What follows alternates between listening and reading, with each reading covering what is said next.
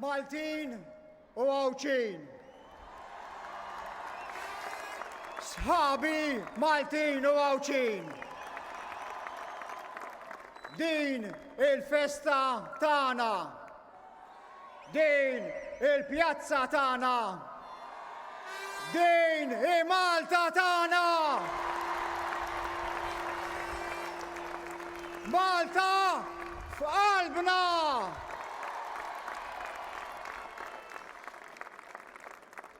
Design sena ilu, meta ġie ċelebrat għall-ewwel darba jum il-ħaddiem f'pajjiżna,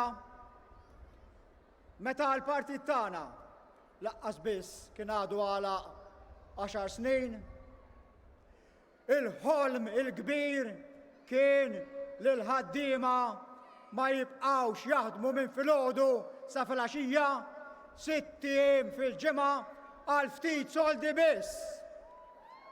Ma jibqgħux iseftru għal ftit karawett.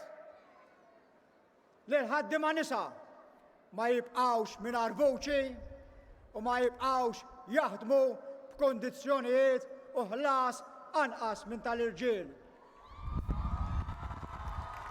Il-ħolm il-kbir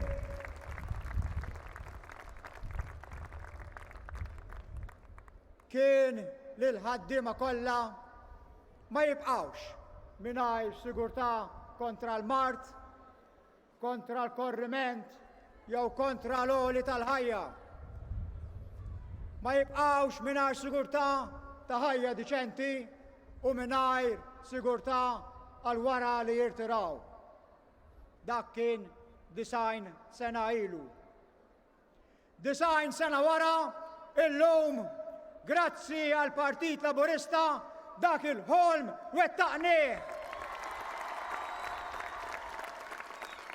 U l-ħaddiema kollha illum huma mħarsa minn kull forma ta' sfruttament. 90 sena wara, illum, grazzi għal Partit Laburista, irridu nimxu aktar il-qoddim. Irridu għal pajjiżna li l-ħaddiema mhux biss ma jkunux fqar, imma rridu għal pajjiżna li l-ħaddiema ikunu sinjuri. Ħaddiema sinjuri.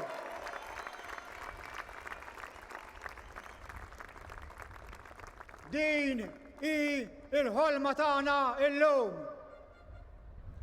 Din hi l-ħolma tagħna llum għax nistgħu nagħmluha. Naqtaw il-faqar darba l dejjem minn dal-pajjiż u aktar nagħmlu pajjiż ħaddiema u familji sinjuri.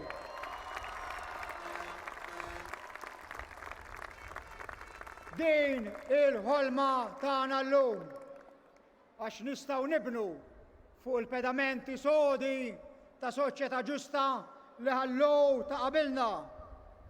It-tagħlim ta' Manuel Demek boffa fl-40ijiet u l-50ijiet.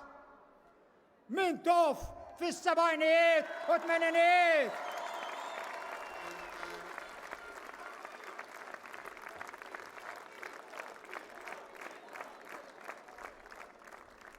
Inselmu lil-Karmenu u lill-Alfred Sant.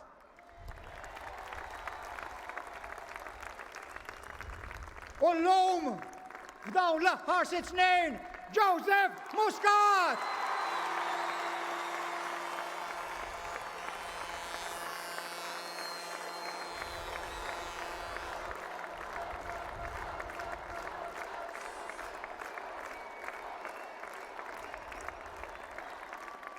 Li b'qalbna nitolbuh, Joseph, kompli magħna għal ħafna snin.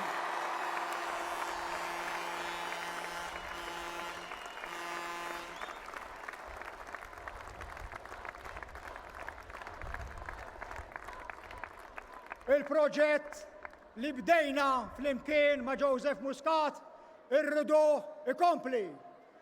U minn hawn nagħtu garanzija it-triq tal-ħolqien tal-ġid illi qbadna fl-imkien se nkomplu fuqha.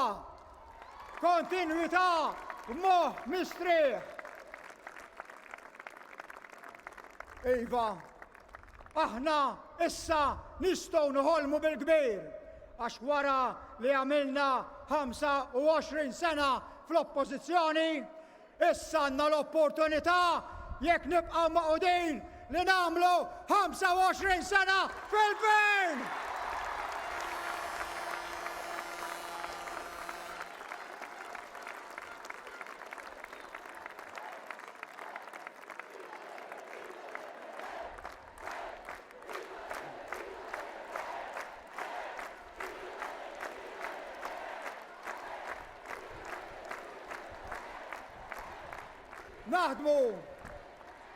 Naħdmu biex inkomplu nibnu flimkien pajjiż li hu ġawra, pajjiż senjur, pajjiż sigur, pajjiż modern, pajjiż rispettat mill-ġirien tagħna, pajjiż li tħobb tgħix ġo fih.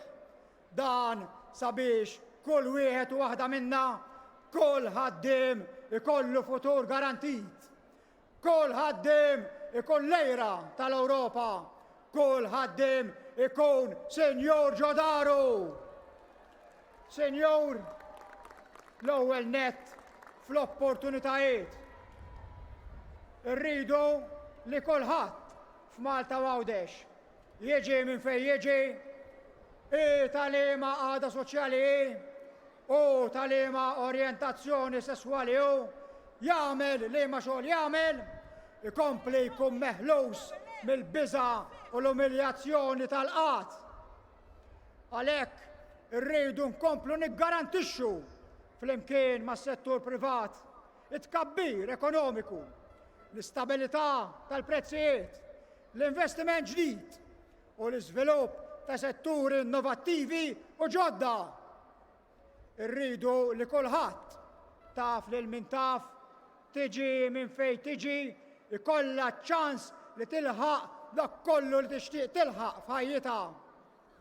Fuq kollox, irridu li kulħadd ikollu l-opportunità li jgħix ħajja kuntenta kif u ma' min iħobbu, kif u ma' min tħobbi.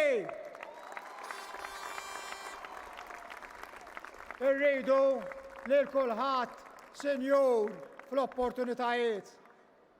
Senjur ukoll fil-ġmiel ta' pajjiżna, il-wirt storiku u kulturali ta' pajjiżna, l-ambjent tal-kampanja u tax-xtut tagħna, l-ambjent tal-ibliet u l-irħula li ngħixu fihom. Dan ifisser li nkomplu ninvestu bil-għaqal, li narfu li l-ġid huwa importanti, imma li l-ġid irridu nsarfuh f'ħajja tajba, fejn ngħixu, fejn nistrieħu u fejn naħdmu. Għandna wieħed mill-isbaħ pajjiżi fid-dinja, ingawduh, nożżuh u nagħmluh aħjar għal uliedna. Irridu li kulħadd senjur fl-opportunitajiet u rridu li kulħadd senjur fil-ġmiel ta' pajjiżna. U t-tielet, irridu li kull mara u raġel, li kull familja, li kull pensjonant ikun senjur fil-mezzi. Fil-mezzi biex jgħix suret in-nies, fil-mezzi biex jitgħallem, fil-mezzi tad-divertiment, fil-mezzi biex igawdi l-arti u l-kultura, fil-mezzi biex isifer u jara d-dinja, fil-mezzi biex jistrieħ mix-xogħol, fil-mezzi biex jilħaq dak kollu li jista' u li jilħaq dak kollu li jixtieq jilħaq. Biex dan ikun possibbli, l-impenn tagħna ikun favur il-ħolqien ta' edukazzjoni li tilħaq lil kulħadd u favur ħolqien ta' aktar xogħol b'dinjità. U min għandu bżonn l-għajnuna, ejja nkunu soċjetà li lesta tgħin. U lil min għandu bżonn l-aktar għajnuna, l-aktar illi ngħinu. Impenn favur is-serenità politika, għax is-serenità politika ġib l-investiment, l-investiment iġib ix-xogħol u x-xogħol iġib il-ġid. Maltin u għawċin, sħabi Maltin u għawċin. 90 sena ilu il-ħolma kienet li l-ħaddim ma jmutx f'qir. 90 sena wara, illum il-ħolma li l-ħaddim ikun senjur. Senjur fl-opportunitajiet, senjur fil-ġmil ta' pajjiżna u senjur fil-mezzi. Aħna rridu li kull wieħed u waħda minna hawnhekk igawdi l-isbaħ żmien ta' ħajtu bl-isbaħ mod possibbli. Aħna rridu li uliedna u uliedna igawdu aktar minna il-prosperità u l-istabilità li ħloqna. Aħna rridu li l-ġejjieni ta' pajjiżna igawdu mill-laqal tal-pjanijiet li nagħmlu llum. Irridu li ħadd ma jibqa' lura. Irridu li ħadd ma jgħix fil-faqar. Irridu li kulħadd ikun senjur. Din il-ħolma tagħna. Din il-ħolma li rridu nkomplu. Din il-ħolma li sserħilna moħħna. Din il-ħolma ta' kontinwità moħħ mistrieħ. Malta ġawra. Malta moderna. Malta sinjura, Malta b'saħħitha, Malta rispettata, Malta f'qalbna!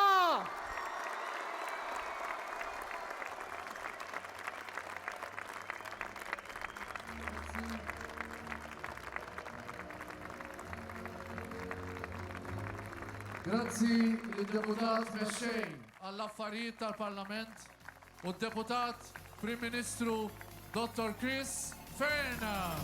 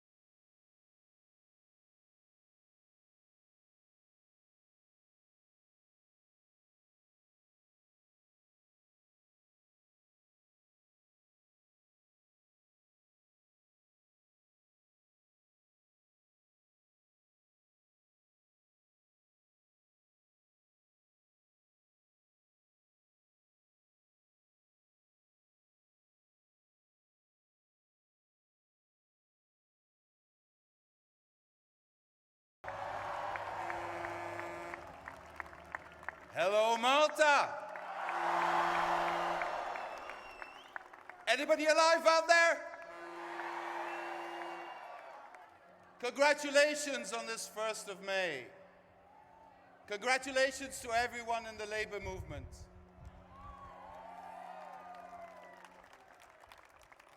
Congratulations to you who have made out of a country that was struggling so many years ago one of the pearls in the crown of the European Union today.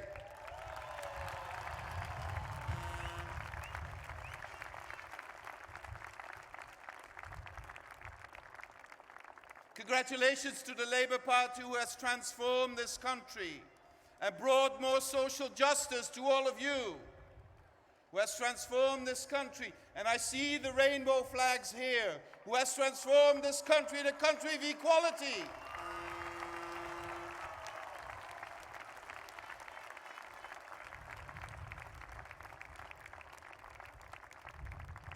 You can be very proud of those achievements. Achievements that many would not have thought possible 15 years ago when Malta joined the European Union. But look where we are today. But we have no time for complacency. We have no time for patience. We have a lot to do. It's time that we create equal pay for men and women in the whole of Europe. It's time that under Labour leadership we reduce the pay gap between men in Europe. In 5 years it will be reduced to 0.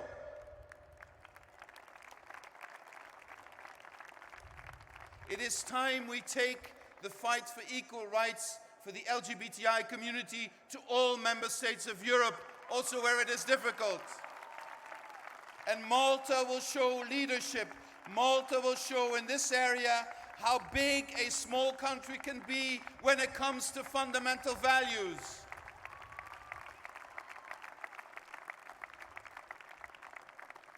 It is time that we put our trade unions back in a position to collectively bargain better salaries for our people. It's time to do that. It's time to make sure that labour competition is on an equal footing, that nobody who works lives in poverty. Every fourth child in Europe is brought up in poverty. We need to end this, and the labour movement can end this.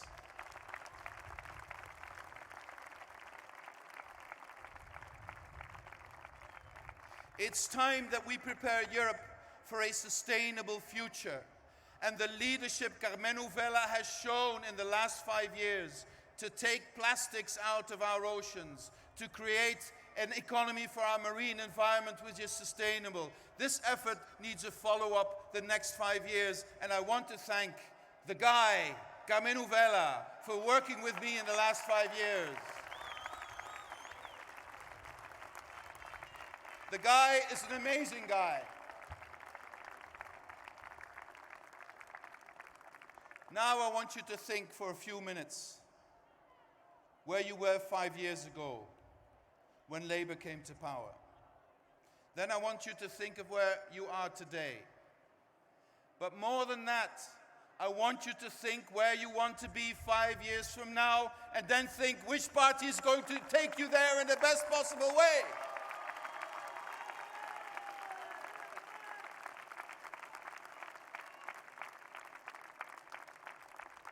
Are the nationalists going to take you there? Are the conservatives going to take you there? Is Labour going to take you there?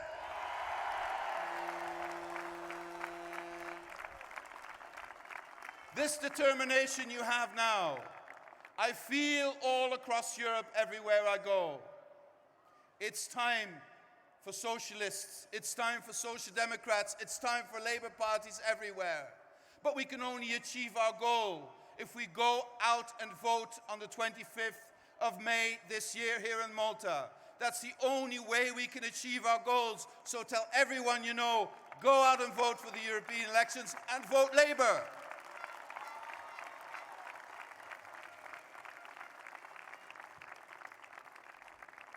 Today, Malta is in a much better place than it was 5 years ago. But Malta can be in an even better place in 5 years' time if you give your trust, if you give your support to Labour, to Social Democrats and to socialists everywhere. We will make sure your dreams about equality, about social justice, about a better environment, about better public transport, all these things that Malta need will be realized under the guidance of Joseph Muscat and the Labour Party here in Malta.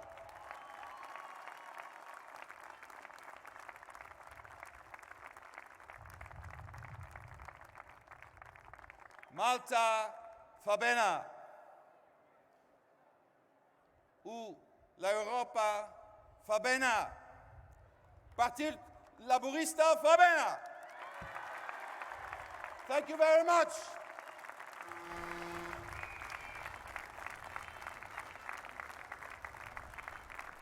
Grazzi lill-Viċi President tal-Kummissjoni Ewropea u kandidat tal-Partit Soċjalista Ewropew għall-Presidenza tal-Kummissjoni Ewropea, Mr. Frans Timmermans. U issa wasal il-moment li kulħadd jistenna. Wasal il-moment li nilqaw mana lill-Prim Ministru u MEXXEJ tal-Partit Laburista, Joseph Muscat.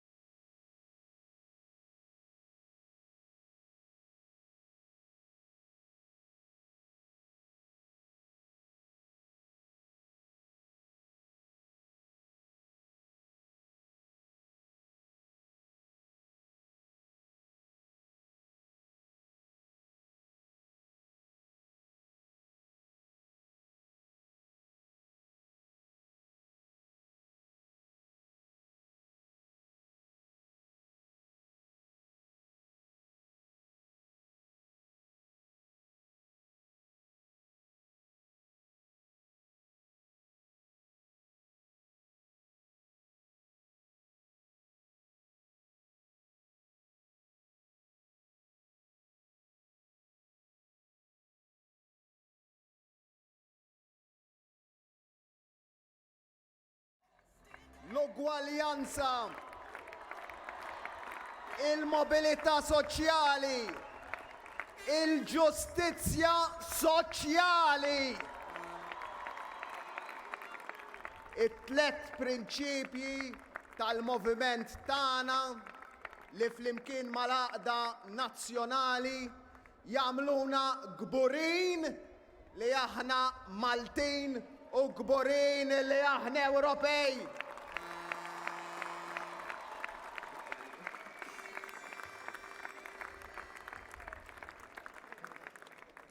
L-ugwaljanza għaliex inħossu li kulħadd għandu jkollu l-istess opportunitajiet jekk hux mara jew raġel, jekk hux minaħa jew oħra tal-pajjiż, jekk hux senjur jew fqir. Il-mobilità soċjali għaliex irridu li wliedna jimxu l-qudiem aktar milli rnexxejna aħna u qed noħolqu middle class ġdida għalihom. Il-ġustizzja soċjali għaliex għalina mhux aċċettabbli li min jaqa' lura ninseħ warajna iżda rridu ngħinuh u jekk hemm bżonn inġorruh magħna wkoll.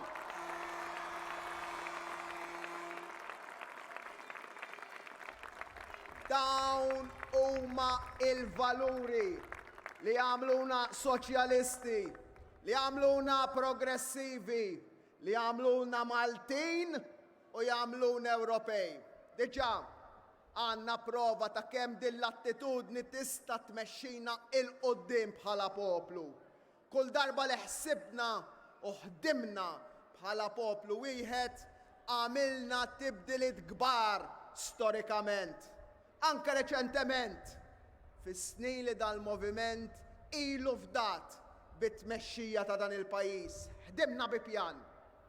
Pjan li tajtuh il-ħajja intom Maltin u għawċin biżla li ta' kuljum toħorġu taħdmu għalikom, għal-familja, imma wkoll għal-pajjiżna li tant għandkom għal-qalbkom.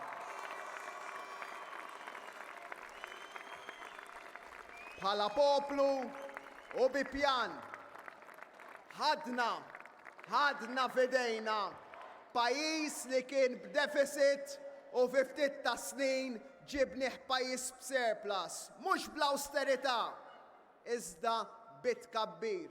Għalhekk aħna pro-business, għaliex aħna pro-xogħol. Sibna entitajiet nazzjonali f'xifer falliment u llum niftaħru li dawn jagħmlu l-qlieħ. Bdejna mmexxu pajjiż li kien lura fil-lista ta' drittijiet ċivili u ġibnieh l-ewwel fejn illum ħadd ieħor jikkopja lilna u mhux aħna nikkopjaw lil ħadd ieħor. Ridna faqar li qed jiżdied minn gvern li qed jiġħad li l-faqar jeżisti. Illum diġà neħħejna mill-faqar 2 minn kull 3 persuni li sibnihom hekk. F'6 snin biss. Iżda mhux se nistrieħu sakemm inneħħu lill-aħħar persuna mill-faqar.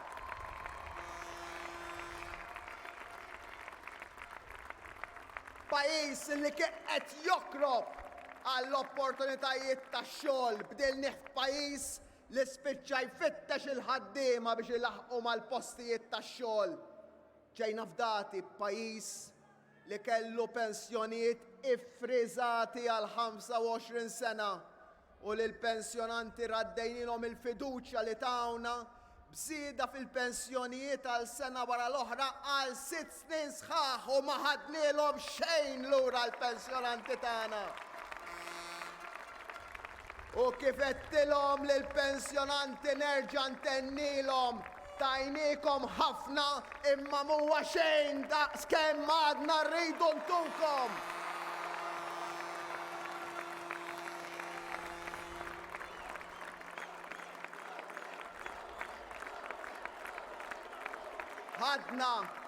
Ħadna pajjiż li kien iffriża l-paga minima għal deċenji u ġibnieh pajjiż li mhux biss żied il-paga minima imma daħħal sistema fejn l-ebda tfajla, l-ebda ġuvni ma tista' tibqa' aktar minn sena waħda fuq il-paga minima.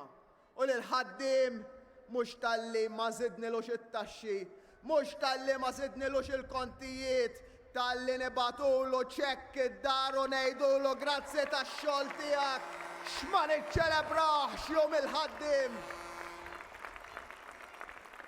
Għaliex dan gvern li jagħmel ġustizzja. Iżda mhux biss bil-flus li qed intuhom lil ħaddiema, iżda wkoll b'xi ħaġa aktar prezzjuża, il-ħin. Wara li kellna gvern li seraq il-festi pubbliċi, aħna konna il-moviment li bdejna nroddu lura ftit dawn il-festi biex il-familji igawdu aktar lil xulxin. Sistema tas-saħħa mifnija bil-mediċini out of stock u nies fil-kuriduri jistennew, dilnija f'waħda fejn nużaw l-aqwa teknoloġiji u l-mediċini wasluhom sad-djar tan-nies. Kull bidla li għamilna għamilnija Malta f'qalbna, bil-Maltin u l-Awċin f'qalbna.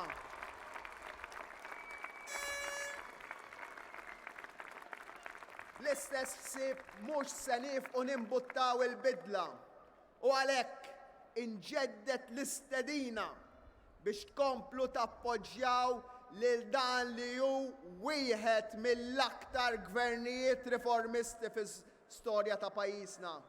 Magħna tafu fejn wasaltu. Magħna tafu x'inhuma l-isfidi. Magħna tafu fejn sejrin. Ma ħadd ieħor hemm il-baħħ. Il-viżjoni tagħna għażmien li ġej issa ffokata fuq 3 pilastri: l-infrastruttura, l-inklużjoni u l-innovazzjoni. Ħadd ieħor jipprova jgħidilkom li n-nisa u l-irġiel tagħna huma l-agħar fl-Ewropa. Aħna naħdmu biex inkunu l-aqwa, nibqgħu l-aqwa u nsiru anke aqwa.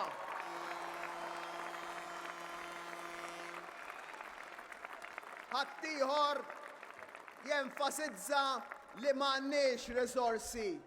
Jien nemmen li għandna l-aqwa risorsa. Għandna lilkom il-ħila tagħkom tal-poplu Malti u Awċin. Poplu li flimkien kapaċi nelbu l-isfidi u nobdluhom f'opportunitajiet.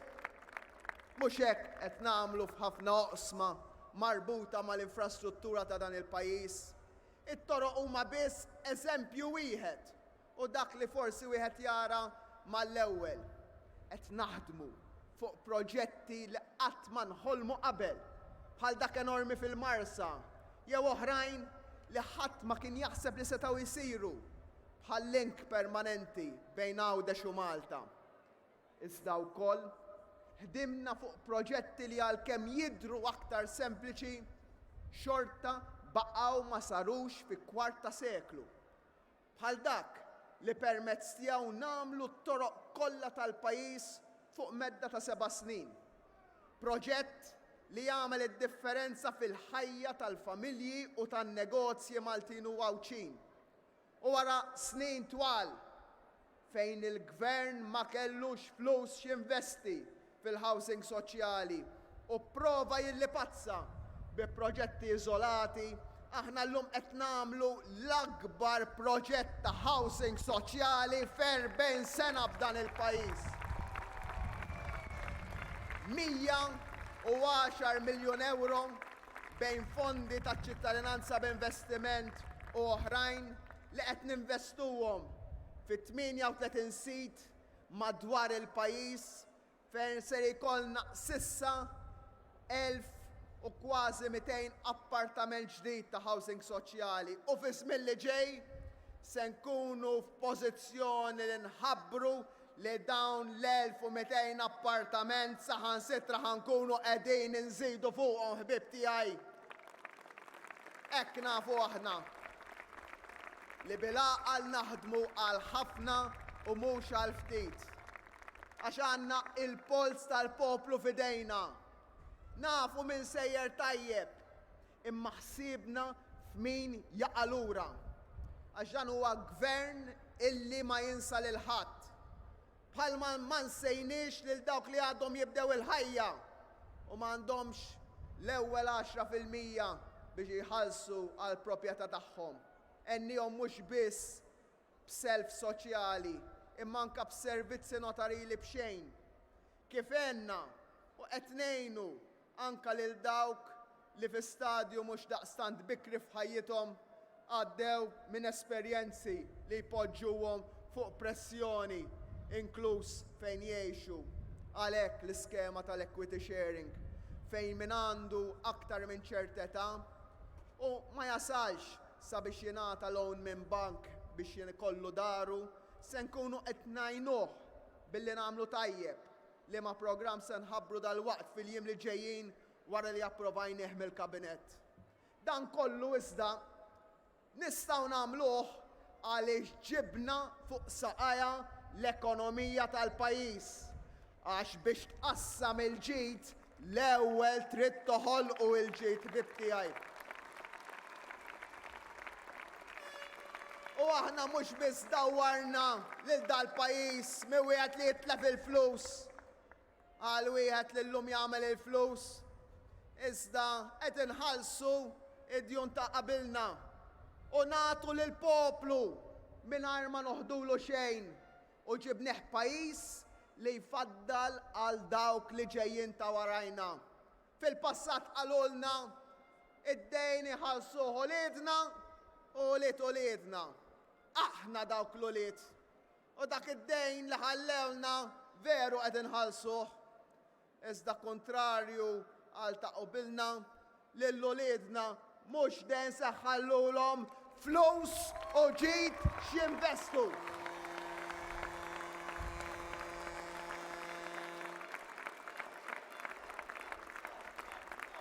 Għaliex irridu il-ġid għal ġenerazzjonijiet tal-futur. Għalhekk ukoll nistgħu naħsbu fil-progress soċjali u fil-kwalità tal-ħajja li ngħinu lil min qed iħossu mhux qed ilaħħaq mal-pass tal-progress. L-omm li sa 8 snin ilu kienet tinkwieta kif se tħallas il-kont tad-dawl, illum tinkwieta li trid aktar postijiet fejn tieħu tfal jilagħbu. Dak il-ġenitur li sa ftit ta' snin ilu kellu l-ispiża taċ-child care li issa ġib xejn, u mbagħad tal-van tal-iskola li issa ġib xejn, u mbagħad tal-miżati tal-eżamijiet li issa ġew b'xejn ukoll. Issa qed jaħseb ġustament kif se jgħaddi aktar ħin ta' kwalità ma' uliedu. U dmirna hu li nwieġbu għal dawn il-prioritajiet ġodda tal-familji Maltin u Għawċin. Ħdimna aħna biex wasalna sawn bħala soċjetà. U mhux se nkunu aħna li nagħmlu l-iżball li ma napprezzawx l-aspirazzjonijiet ġodda ta' soċjetà li qiegħda tinbidel. Dan huwa s-sabiħ tal-isfidi tal-mobilità soċjali. Għax jekk fl-imoddi kien hemm min jippretendi il-grazzi tal-ftit li jagħmel, jien nifhem li l-ħafna li wettaqna ma kien xejn ħlif dmirna. U għalhekk li se jkollna wieħed mill-akbar investimenti fi spazji miftuħa u ta' rikreazzjoni għal familji li qatra dan il-pajjiż ġenerazzjoni sħiħa. Għamilna għażla. Art li stajna ħadna l-svilupp, ħadnija lura u se nagħtuha lin-nies fil-ġimgħat li ġejjin. Għax daqskemm hija importanti li ddur ir-rota tal-ekonomija, hija importanti l-kwalità tal-ħajja tal-familji. Din konna nafuha minn dejjem. Iżda llum il-pajjiż għandu biex jieħu deċiżjoni bħal din. Li bħal kollox għandha prezz. Prezz li lesti u għandna biex inħallsuh. Inħallsuh ukoll għax nafu li hemm prospetti sbieħ anke foqsma li bħala pajjiż irridu nitlu fihom għall-ewwel darba. L-istituzzjonijiet edukattivi tagħna, aħna u l-investituri li ħarsu lejn Malta l-koll nafu li dan il-pajjiż jista' jkun il-pajjiż benniena tal-innovazzjoni. Parti oħra mill-qabża l qudiem, innovazzjoni f'kull settur biex il-motur ekonomiku iżomm ir-ritmu tat trasformazzjoni li għaddejjin bih. Irridu ngħinu lin-negozji tagħna biex jitlu foqsma ġodda. U bħala gvern ruhom li jekk ikunu lesti jitlu għat-teknoloġiji tal-lum u ta' bħal l-intelligenza artifiċjali, l-automazzjoni, il-blockchain, min għandna se jsibu spalla minnu fih. Il-ħaddiema Maltin ma jibżawx mill-futur. Hekk kif l-Ewropa m'għandix tibża mill-futur. Issa l-istedina hija mill-ġiet lilkom. Jekk intom żgħażagħ tħarġu u studjaw. Jekk intom akbar fleta, susu wara lietkom u n-neputijiet biex jifmu sejjer il-pajjiż. Għax irriduhom ikunu minn tal-ewwel li jieħdu ċans ġdid, kull ċans ġdid li se joħloq pajjiżna. Lil ħaddiema fl-oqsma tradizzjonali nagħmilhom kuraġġ li jekk huma jirkbu din il-mewġa ta' innovazzjoni jkunu jistgħu anke jtejbu aktar il-kondizzjonijiet tagħhom, jtejbu l-livell tal-għajxin tagħhom u ta' familthom. Aħna mhux se nitilqukom għarrieħkom, imma se nkunu hemm biex ngħinukom. U l-innovazzjoni mhix biss laboratorji, hija l-arti, hija l-kultura ta' madwarna. Duru madwarkom hawn u taraw li qatt f'daqs dawn is-snin ma investejna daqstant fil-kultura. Żidna l-aċċess għat-tfal u l-pensjonanti għax irridu li l-arti u l-kultura titgawda minn kulħadd f'pajjiżna. Investejna fl-artisti, tajnijhom u se nibqgħu intuhom għal-legat ta' Valletta 2018. Il-ċensura li ħalla ħaddieħor neħħejnija wkoll għax fejn tidħol l-innovazzjoni aħna ma rridux ktajjen marbutin ma' saqajn l-artisti. U jekk hux programmer, jekk hux artist tradizzjonali, aħna rridu narawhom jimirħu u jimxu l-qudiem kemm jifilħu.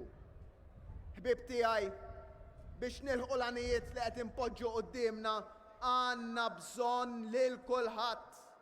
Għalhekk ir-riforma biex inżidu l-ugwaljanza u aktar rappreżentanza tan-nisa f'kull livell fil-Parlament u lil hemm minnu.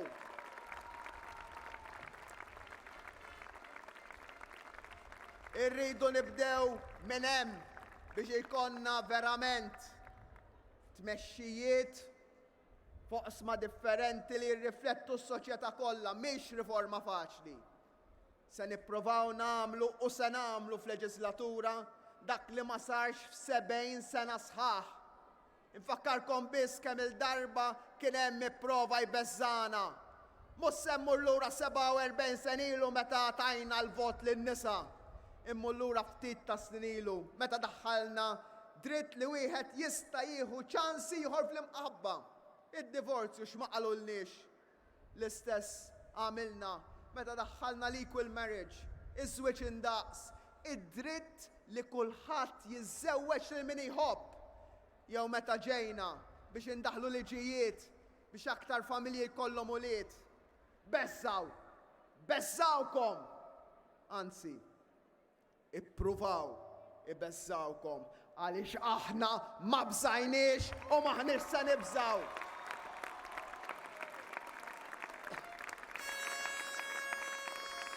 Emminna u daħħalna l-bidla fi żmien daqstant malajr. Illum nirrealizzaw li l-min ma kienx tagħmillu differenza f'ħajtu dik il-bidla baqa' għaddej. Fil-waqt li dawk li kienu tolqothom dew jgħixu ħajja aktar kuntenta. Għaliex l-inklużjoni ġib il-kuntentizza. Fir-riforma għall-ugwaljanza se nkunu qed immorru pass aktar. Se naraw li s-soċjetà tagħna tkun rappreżentata fl-ogħla istituzzjoni tal-pajjiż b'mod li tirrifletti n-nisa u l-irġiel tas-soċjetà tagħna. Se naraw li bintek, in-neputija tiegħek ikollhom l-istess opportunitajiet ta' sħabhom is-subien u l-istess drittijiet, l-istess paga, l-istess ċans ta' promozzjoni u li tavvanza fil-karriera. Dawn tal-aħħar jaqbel magħhom kulħadd.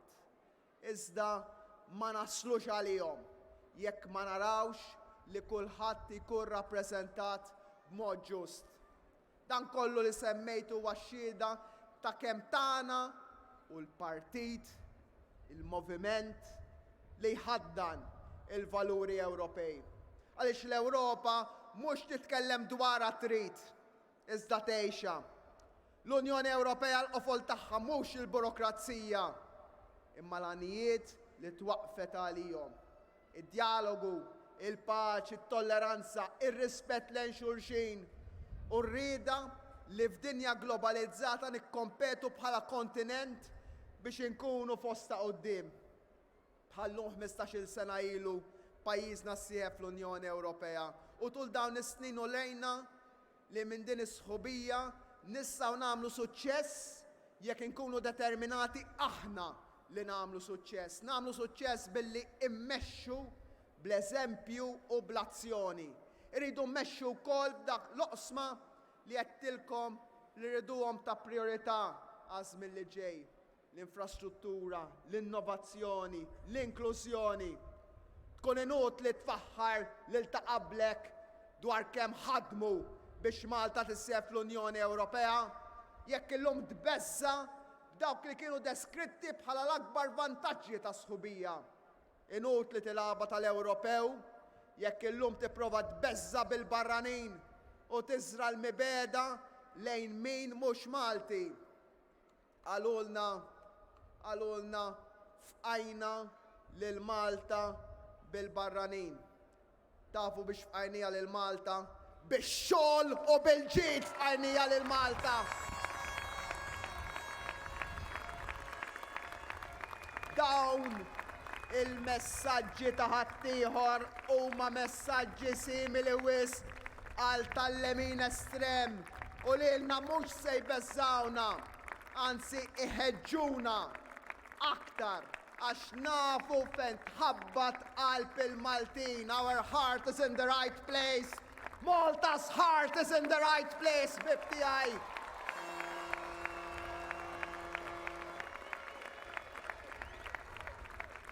Inutli ixxejjer il-bandiera tal-istilel jekk minflok it-tolleranza tippromuovi il-ġudizzju l-kundanna u ma taħdimx biex kulħadd jgħix ħajja deċenti. Illum pajjiżna parti minn familja aktar minn qatt qabel. Id-differenza li jekk sa dewż deċenji ilu konna nħarsu il-barra għall-opportunitajiet, illum għandna lil ħaddieħor li ħares lejna. U aħna dan ma jbeżżanix għax aħna li ġibna l-ħelsin ta' pajjiżna nifmu li l-ħelsin mhux iżolament. Id-differenza hi li fil-waqt li sa 20 sena ilu kulħadd kien jitkellem dwar kemm għandna bżonn l-Ewropa biex inġibu l-flus. Illum id-diskussjoni daret jekk birnix wisq biex nibqgħu bl-istess flus li nġibu mill-Ewropa. Flus li ħan innegozjaw għalihom, imma kif dejjem qed jien nippreferi pajjiżi għani u jgħin lil ħaddieħor milli fqir u jkollu bżonn il-karità ta' ħaddieħor.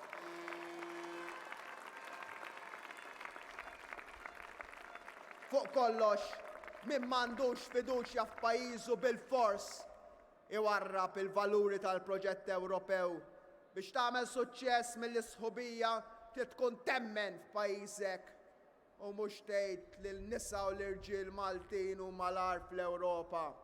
Mal-mejda, mal-mexxejja sħabi fil-Kunsill, fid-diskussjonijiet mal-Kummissjoni Ewropea, mal-Partit Soċjalista Ewropew dejjem sibt nies li lesti jisimgħu x'għandu x'jgħid pajjiżna.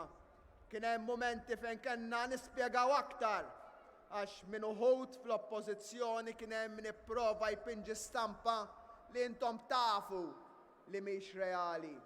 Kien hemm min għax iġib il-poter qabel il-pajjiż ipprova jxerret il-falsità dwar dak li intom tafu li mhux qed jiġri f'pajjiżna.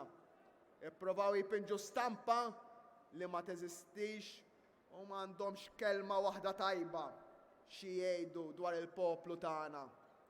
Iżda illum kulħadd jaf li Malta huwa sieħeb Ewropew importanti. Għalhekk il-ħabib tagħna Frans Timmermans jinsab hawnhekk magħna illum. Jien nagħtih il-kelma tiegħi illi fina se jsir gvern progressiv li jaħdem biex jitejjeb id-drittijiet u l-għajxin tan-nies kollha tal-pajjiż kollu u tal-Ewropa kollha u se nkunu ta' appoġġ għalih bħala President tal-Kummissjoni Ewropea. L-istess kif se jsib l-appoġġ mill-membri parlamentari Ewropej tagħna kemm jinkburi li l-konsistenza u s-serjetà fil-mod ta' kif nagħmlu l-affarijiet jitfgħu għal kollox fil-ġenb li aħna l-iżgħar fost il-pajjiżi tal-Unjoni Ewropea jew l-inqas li għandna membri. Għandna l-kredenzjali biex insibu s-soluzzjonijiet anke fuq livell Ewropew biex nibdlu l-ħajja ta' dawk kollha li jgħixu fl-Unjoni Ewropea. Għamilnija meta affaċċjati bl-isfida tal-immigrazzjoni fejn fiċċejna bilanċ bejn l-interess nazzjonali u d-dinjità umana. Għax pajjiż ma jistax jagħti każ waħda u l-injora l-oħra. Biex għamilna hekk ikkonvinċejna pajjiżi oħra jerfgħu biċċa mill-peace li xi minn daqqiet seta' ma kienx tagħhom. Biex bekk salvajna l-ħajjiet fil-waqt li ma tabbejniex b'mod li ma nifirħux għalih. Qed nippreżentalkom ħbib tiegħi tim eċċezzjonali ta' 14 il-kandidat biex inkomplu niksbu r-riżultati Malta u fl-Ewropa. Għaliex Malta f'qalbna mhix għajta ta' iżolament, iżda għajta Ewropea. Għandna tim ta' kandidati li nniġijaw magħhom u mpoġġi ismi taħt kull waħda u wieħed minnhom.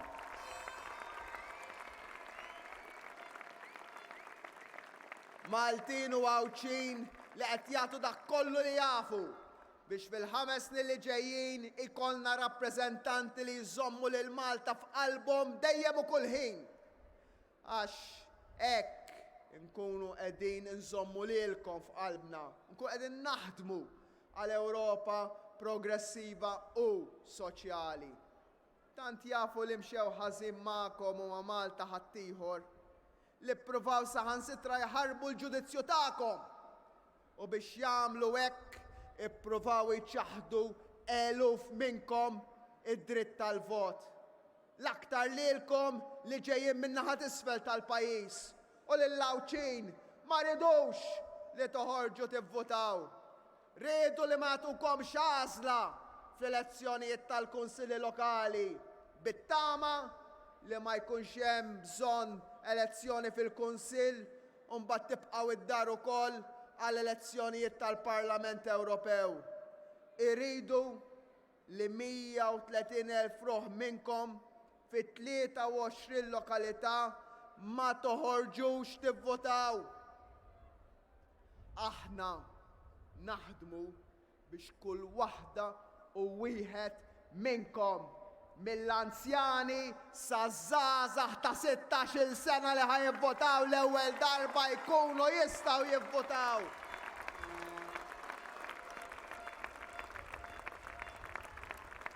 Jien ċert illi d-deċiżjoni dwar jekk ħatħallux lil ħaddieħor tgħaddi tiegħu u tibqgħu id-dar jew le, ir-risposta se tuwa fil-25 ta' Mejju li ġej.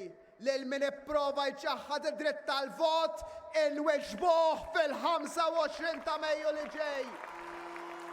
Għalhekk ippreżentajna tim b'saħħtu ta' kważi 400 kandidat minn kull qasam tal-ħajja.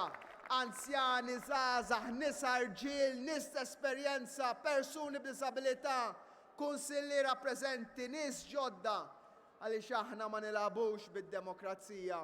Ma nilagħbux għax ma nibżawx bil-ġudizzju tal-poplu. Ma nilagħbux għax aħna l-moviment li ta' il-vot 16 u ma jkienx se jkun parti mill-ebda skema biex iż-żgħażagħ ta' 16-il sena jkunu mċaħda minn dan il-vot. Laqqas irridu b'tali mod li jkun hemm xi nies min-naħa ta' fuq jew min-naħa t'isfel tal-pajjiż li jkunu mċaħda mid-dritt tal-vot. Għalhekk l-għażla hija ċara. L-għażla fil-25 ta' Mejju li ġej hija bejn min joħloq ix-xogħol u min jiżra l-firda. L-għażla fil-25 ta' Mejju li ġej hija bejn min joffri t-tama u min jitkellem dwar il-biża'. L-għażla fil-25 ta' Mejju li ġej hija bejn min jemmen fl-inklużjoni u min irid l-iżolament. L-għażla fil-25 ta' Mejju li ġej hija dwar min jaħdem għall-imħabba u bl-imħabba u min jaħdem blejra. U għaliex lil Malta u għawdex inħobbuhom ngħidilkom ukoll l-għażla fil-25 ta' Mejju li ġej hija bejn Joseph Muscat u Adrian Delija. Għalhekk ejja nkunu flimkien f'din il-prova oħra illi qed jitlobna l-poplu Malti Wawċi dal-appuntament ieħor mal-istorja ta' pajjiżna għaliex ħbieb tiegħi ejja nerġgħu nkunu protagonisti u mhux spettaturi, ejja nkunu flimkien bħala Malta tagħna lkoll li qed tgħix l-aqwa żmien għaliex għawdex huwa f'qalbna, iż-żgħażagħ huma f'qalbna, il-pensjonanti huma f'qalbna, il-middle class hija f'qalbna, il-ħaddiema huma f'qalbna, il-familji huma f'qalbna, l-Ewropa hija f'qalbna, imma fuq kollox Malta hija f'qalbna.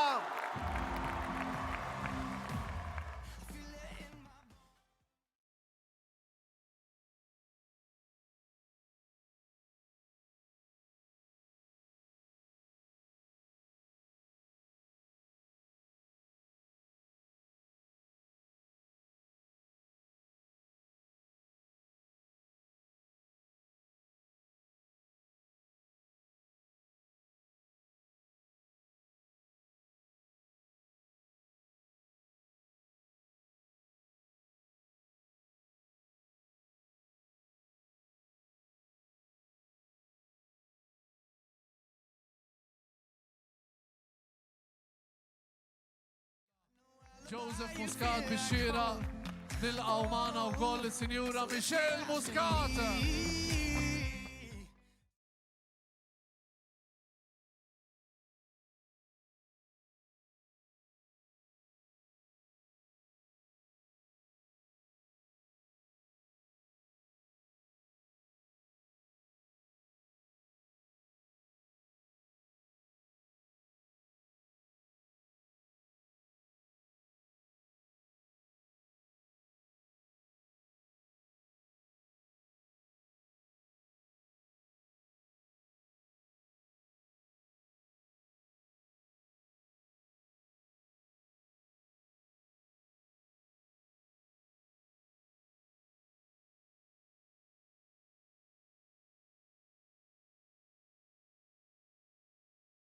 u l-innu nazzjonali huwa f'qalbna.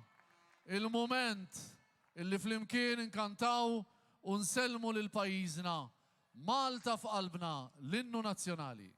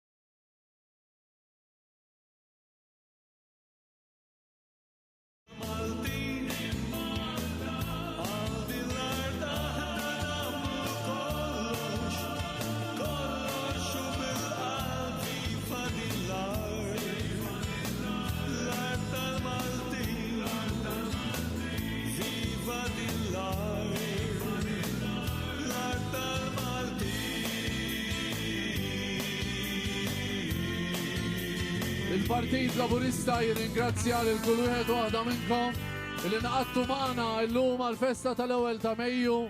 Jirringrazzja wkoll il daw kollha li segwuna minn djarhom permezz ta' One.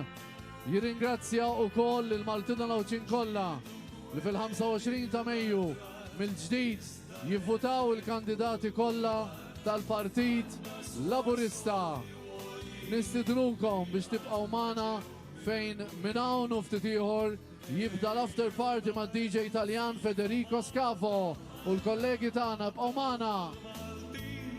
Grazzi mill-qalbna għall-Prim Ministru Joseph Muscat. Malta f'qalbna.